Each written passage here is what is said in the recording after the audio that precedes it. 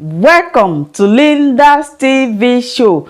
If it is your first time of stopping by or coming across my YouTube channel, you are highly welcome. Please subscribe, turn on your notification bell so that anytime I upload a new video, you will be the first person to check it out. Like you know, I present to you information across the globe, especially Nigeria to be precise.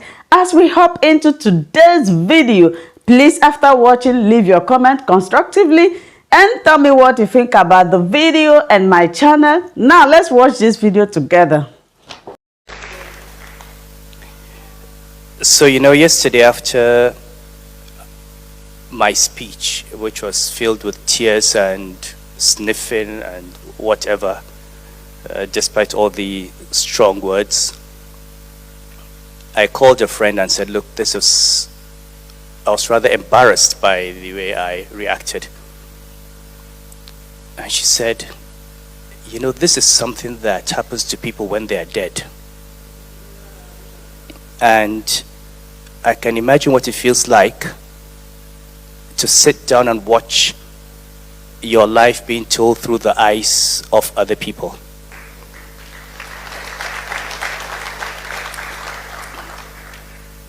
And as I said yesterday, I refuse to read the script. I know some people like reading script. People were saying, make sure you read the script. There's so many things in my life that could be bombshells. And my family, everybody was afraid that knowing Edgar, he may come with something, And so, but I said, look, I want to be surprised. I want to see. If I'd read the script, I would be tempted to look in and say, well, this happened exactly this way, not that way. But I think we all agree that this was a brilliant work of art.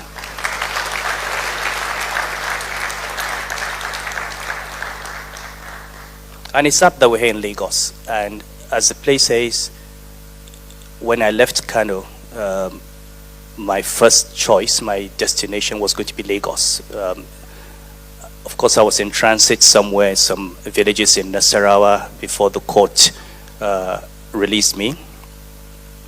But Lagos has always been my home. I first came here on a full-time basis. Well, as a child, I was here before 1966. But coming here on a full-time basis was January 73, when I came to King's College. Spent most of my working life here. 90% of my friends are here. And this is where I have always felt most at home. So I thank Lagos and I thank everyone here.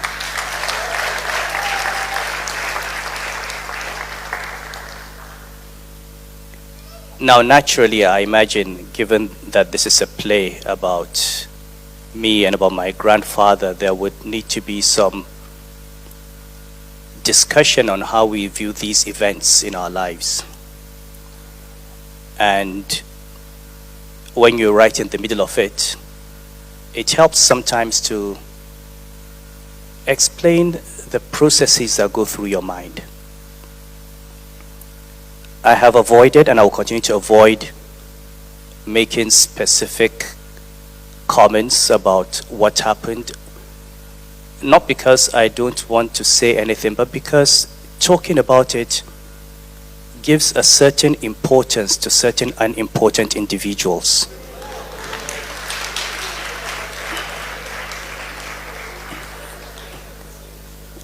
The reality is, as I said yesterday,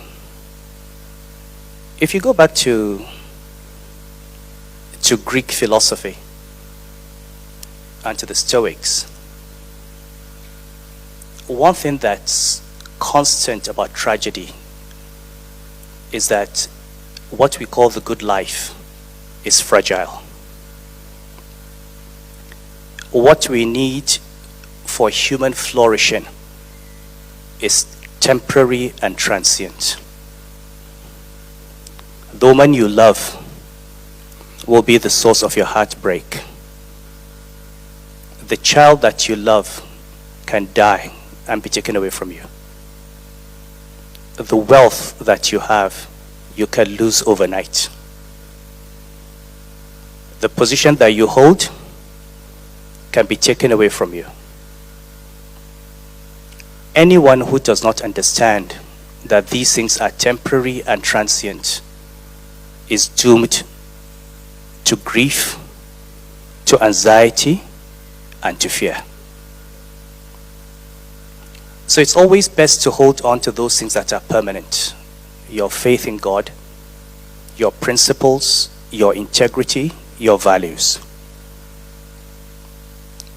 And the tragedy is sometimes you have to make a choice. It's not what we want to make, but it happens, where you have to choose between your principles and your position, between your values and your material well-being. Now, we all have to take decisions for ourselves. There are people who would say, you know, I don't want to lose my job, therefore I will just keep quiet. And there are people like me who will say, I will be myself. If I keep the job, that's fine. If it's taken, that's fine. And I've never considered myself as someone from whom anything is taken. On the contrary, I say if I feel nothing, if I feel anything other than gratitude to God, then I'm an ingrate. I see my life not as, people say, oh, he was suspended from central bank, he was dethroned as emir, but I see my life as a series of transitions, as a series of gifts.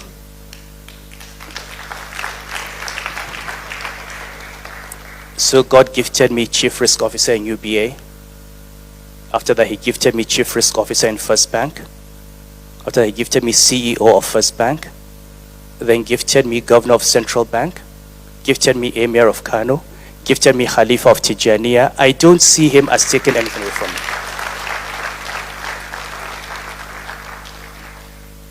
And you know, these things, what is important is throughout these things to hold on to those constants that you hold dear and to be yourself.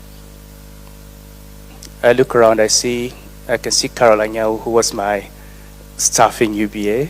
We've got people at Edo Peter side who was my prefect in King's College. The most cruel prefect, by the way.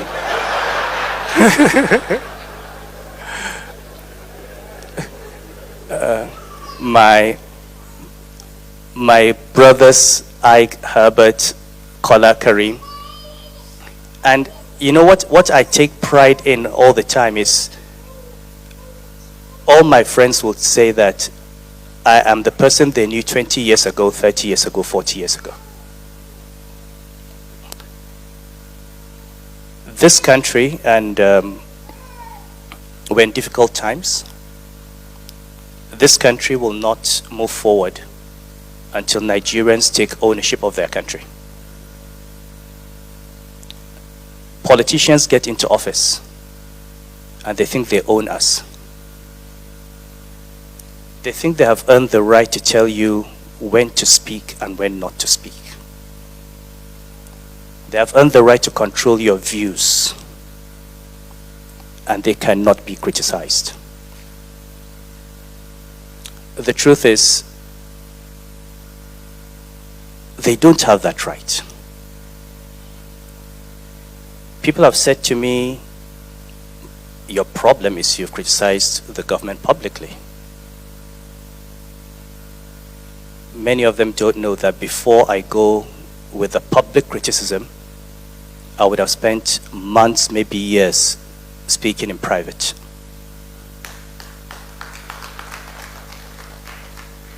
So when people talk about me and the whole missing money thing in the central bank, I tell them I never made public the question of my suspicions of missing money. I wrote a confidential letter to the president as governor of Central Bank in August. I expressed my concerns. Nothing happened. The letter leaked after 5 months. It was not me who announced it. But once it was out, I had to stand by my letter and own my position. With the current administration, I spent literally the whole of 2015 and 2016 speaking to everybody who should be spoken to and telling them that the economic policies they were pursuing were going to destroy the Nigerian economy. It was only when that failed that I spoke publicly. And we had to speak.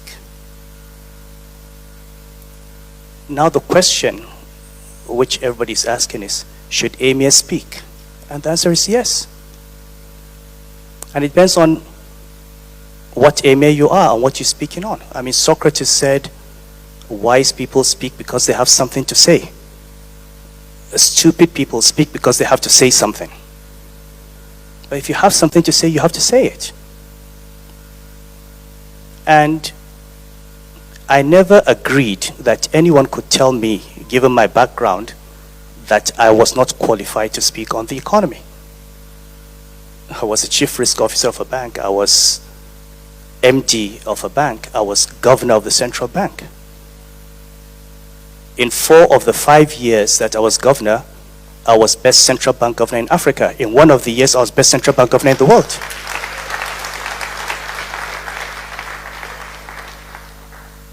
And I say, if we all go into public service and we have a record, we should be proud to point to that record. And I'm ready. Anybody can look at what was the rate of inflation under me, what was the exchange rate, what did I do with the payment systems, what did I do with the banks. And if we spent all those years putting in our best to build this country, we have a right to speak when we see other people not doing the same thing.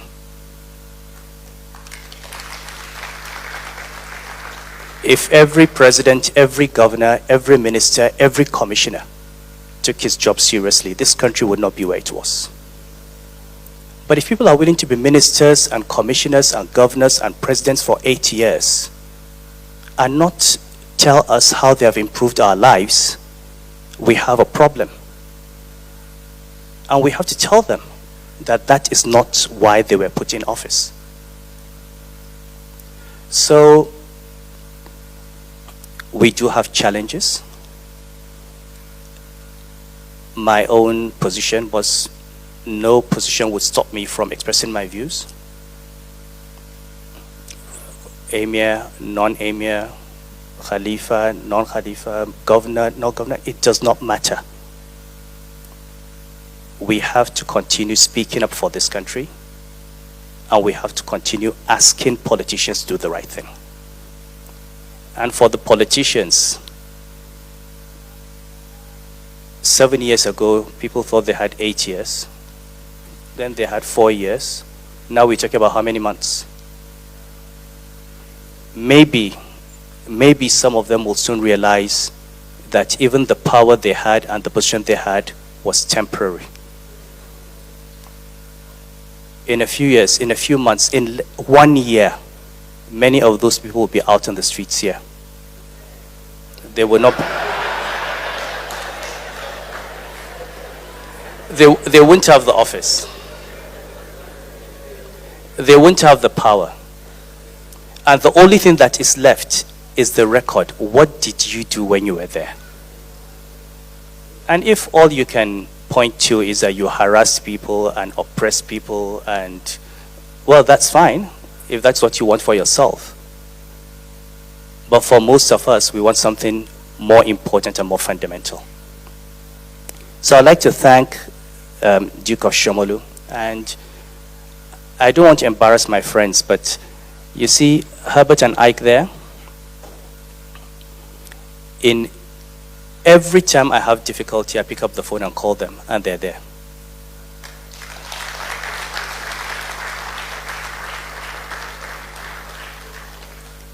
And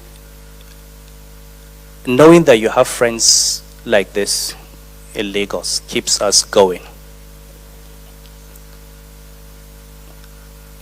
when things were getting really, really bad, around the time that Sabi was probably crying, I called Herbert and said, Herbert, I think the end is coming. This was going to happen. And he said, Your Highness, don't worry. You know, by the time announcement was made that I had been removed for insubordination, you know, that is the word, insubordination. And you will think that somebody who says you're subordinate to him is somebody who is superior to you.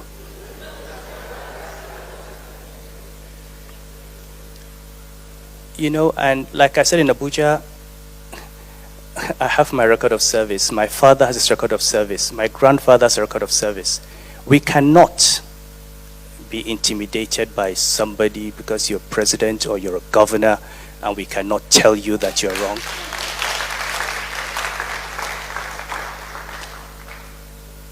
We've chosen different paths. And I said yesterday, and I'll say it again, if I'd gone into politics, at least given the people that have succeeded in becoming president in Nigeria, I could have been president.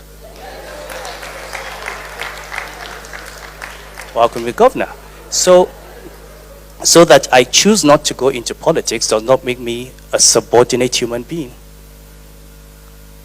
And this is what we all have to learn as Nigerians. We take too much rubbish. And we're all too afraid, too much in our comfort zones.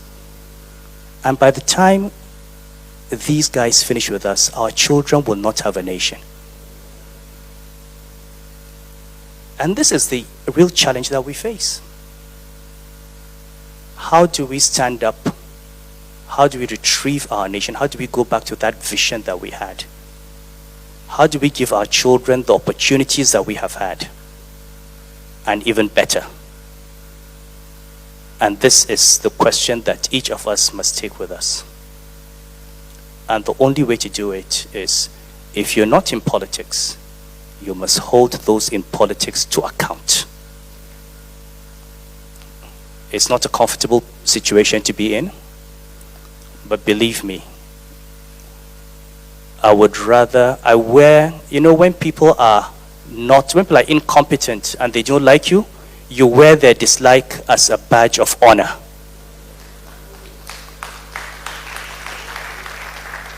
You can't be comfortable. You can't be normal in a dysfunctional environment.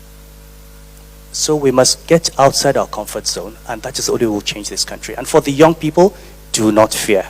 This is your country. This is your future. Take hold of it. Work for it. Build it. Don't let anyone tell you to run away because you have a degree. Go to England, go to America, go to France. This is your country. You're coming back here. So let's work to build one for you. And you help us build this country for you. Thank you very much. Thank you so much, my wonderful viewers, for watching this video together with me from the beginning to the end. Like I said before, if you like what you see here, if you like what I do in this platform, as you have finished watching this video, please hit that red button that says subscribe and put on your notification bell to all notification. In that way, you'll be able to know when I upload a new video. Share my videos, leave your comments in the comment section constructively. Until I meet your way again in my next video, I still remain your Linda's TV show. Bye-bye.